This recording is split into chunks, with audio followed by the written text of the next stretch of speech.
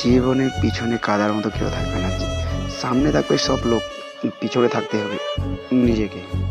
ওই আমরা একটা ছেলে হয়েছি, ছেলে হয়ে আমাদের কাজ করতে হবে এবং তার সাথে আমাদেরকে চলতে হবে তাল মিলিয়ে। আমাদের গুরুত্বপূর্ণ একটাই ভাই, জীবনের দুঃখ হোক, যেত কিছু সুখ হোক, আমাদের হাতে।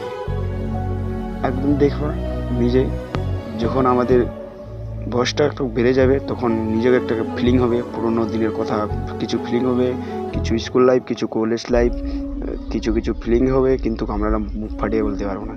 দেখো একদিন আমরা ছিলাম স্কুলের সাথে, কত হাসি ঠাট্টা, সেটা আর লাইফ ফিরে পাওয়া ভাই অসম্ভব। আর জানি ওই লাইফটা ফিরে পাওয়া অসম্ভব, মানে কঠিন অসম্ভব। ওই লাইফটা মানে আমাদের সবচেয়ে সর্বশ্রেষ্ঠ গুরুত্বপূর্ণ ছিল স্কুল লাইফটা। ওই লাইফটা আর আমাদের কপালে জুটবে না, এই জন্মে আর হবে না, হয়তো নেক্সট জন্মে হতে পারে। তো জানি না ভগবান কী জন্ম দেবে না দেবে, সেটা কথা একটা আছেই। যখন পুণ্য পুণ্য কাজ করবে তখন একটা মানুষ জন্মাবে, যখন অপুণ্য কাজ করবে তখন একটা জানোয়ার জীব পাবে। বলা হয় একটা, এই সুখ দুঃখ তো নিজের হাতে। আমরা কী বলবো, আমরা ছেলে মানুষ, আমাদেরকে সব কিছু আমাদের হাতেই।